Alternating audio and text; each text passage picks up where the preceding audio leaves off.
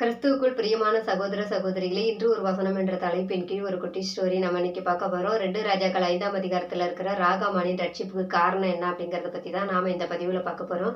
போன பதிவுல எலியாவினுடைய வார்த்தையின்படி கேட்டு ராகாமன் போய் யோர்தான் நதியில 7 முறை மூழ்கி எழுந்திருக்கிறாரு.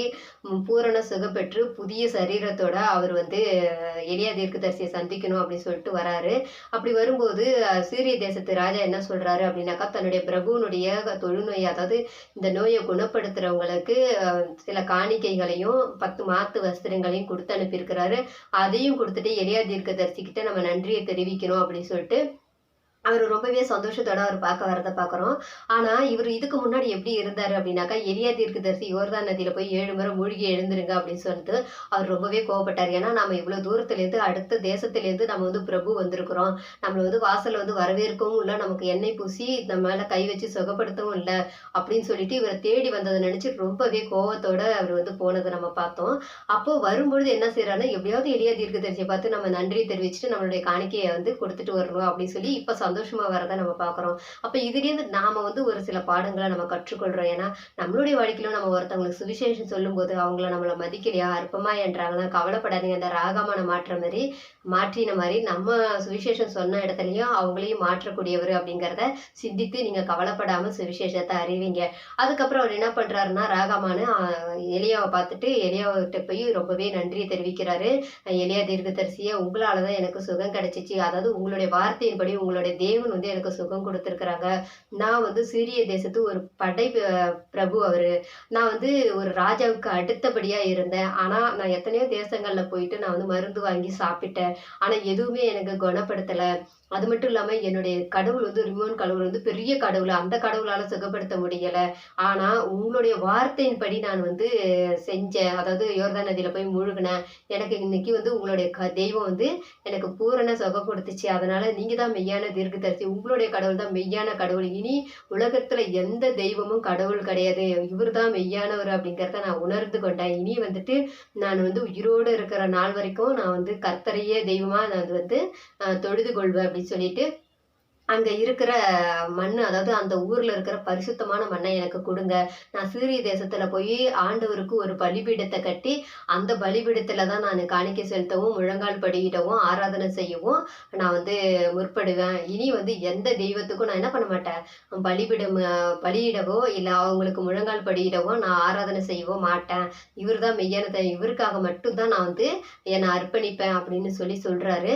மட்டும் இல்லாம அந்த காணிக்கையை கொடுத்து நீங்க இதை வச்சுக்கோங்கன்னு சொல்றாரு. ஆனா எலியா தீர்க்கதரிசி அதை வேணான்னு சொல்லிடுறாரு. வேணான்னு சொன்னாலும் என்னுடைய மன திருப்திக்காக வாங்கிக்கங்கன்னு சொல்றாரு இவரு. அப்பயும் அவர் வாங்கிக்க மாட்டுறாரு. அதுக்கப்புறம் இவர் ஒரு விஷயத்தையும் சொல்றாரு. ஐயா, நாங்க ஒரு சீரிய தேசத்து ஒரு பிரபுவா இருக்கிறேன். நான் ராஜாவுக்கு அடுத்தபடியா இருக்கிறதுனால எங்களுடைய ரிமோன் கடவுள் பெரிய கடவுள். அவரை நம்மளுடைய ராஜா வணங்கும் பொழுது அவருக்கு கைலாகு கொடுக்க வேண்டிய இடத்துல இருக்கான். அதாவது நான் அவர் பணிந்து கொள்ளும் போது நானும் அந்த இடத்துல பணிந்து கொள்ள வேண்டிய ஒரு சூழ்நிலை ஏற்படும். அப்போ நான் அந்த இடத்துல பணிந்து கொள்ளுவேன். அதுக்காக கர்த்தர் என்னை மன்னிக்கணும். அப்படி உங்களுடைய தெய்வம் என்னை மன்னிப்பாரா அப்படின்னு சொல்லி அவர் கேட்கிறாரு.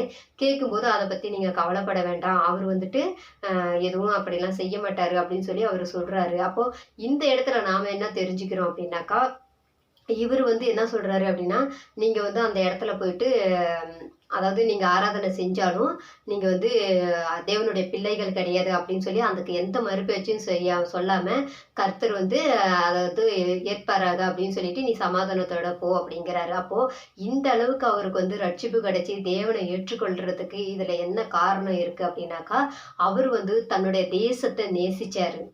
அது மட்டும் இல்லாம நிறைய ஜனங்கள் சொல்ற விஷயங்களுக்கு அவர் கீழ்ப்படுத்தி மற்றவங்களுக்கு அன்பான ஒரு பிரபுவா இருந்தாரு. அப்படி இருக்க போய் தான் தன்னுடைய வீட்டுல இருக்கிற வேலைக்கார சிறுமி, அதாவது அடிமை பெண்ணா வந்த ஒரு சிறு பெண்ணுடைய வார்த்தையின்படி அவர் என்ன பண்ணாரு அப்படின்னாக்கா, அந்த அதாவது சமாரிய தேசத்துக்கு எலியாவை பார்க்க வந்தாரு.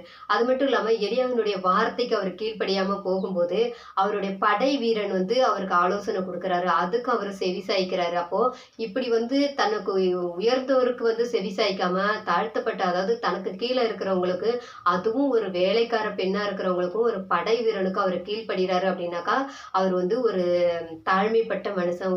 ஒரு ஒரு வார்த்தைக்கு வந்து கீழ்ப்படிகிற ஒரு மனுஷனா அவர் வாழ்ந்திருக்கிறாரு. அதனால தான் அவர் வந்து தேவன் வந்து ரட்சிக்கப்பட செய்திருக்கிறாரு அப்படிங்கிறத நம்ம பார்க்குறோம். இத பத்தி தான் யாக்கோபு 4:10 சொல்லப்பட்டிருக்குது.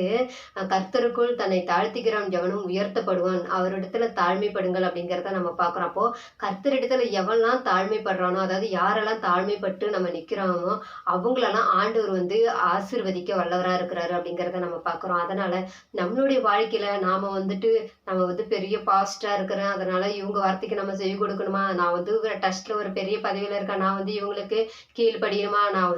நான் பைபிள் ஸ்டடி குடுக்குறேன். நான் வந்துட்டு வேதம் வாசிக்கிறேன். நான் வந்து பெரிய ஆராதனை பண்றேன். ஆண்டவருக்கு வந்து எல்லா பணிவிடையும் செய்றேன். இவங்க சாதாரண விசுவாசி அப்படி சொல்லி ஒரு சில விஷயங்கள நாம வந்துட்டு ஏற்றத்தாழ்வு பார்க்கிறோமா? அப்படிங்கிறத நம்ம சிந்திச்சு பார்க்கணும். ஏன்னா, அப்படிலாம் ஏற்றத்தாழ்வு பார்க்காத இருந்ததுனால தான் ராகாமானுக்கு அந்த ரட்சிப்பு கிடைச்சது. அவர் வந்து மத்தவங்களுடைய வார்த்தைக்கு செவி சாய்த்தாரு அப்படிங்கிறத நம்ம பார்க்கிறோம்.